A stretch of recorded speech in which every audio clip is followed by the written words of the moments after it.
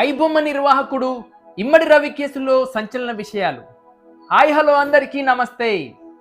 నన్ను పట్టుకోండి అని తెలంగాణ పోలీసుకు సవాలు విసిరినటువంటి ఐబొమ్మ నిర్వాహకుడు ఇమ్మడి రవి ఎట్టకేలకు హైదరాబాద్ పోలీసులకు చిక్కాడు.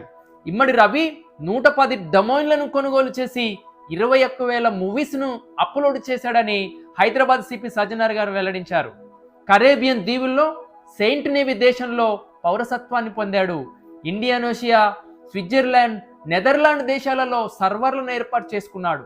ఐబొమ్మ ద్వారా వన్ విల్లింగ్ 1x బెట్టింగ్ యాప్లను ప్రమోట్ చేశాడు.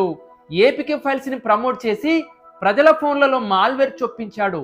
ఇమ్మడి Ravi driving licence, PAN card, మరి ఆధార్ కార్డులలో పేర్లు మార్చుకొని క్రిమినల్ మైండ్ కలిగి పైరసీలలో ఇన్వాల్వ్ కావడం జరిగింది.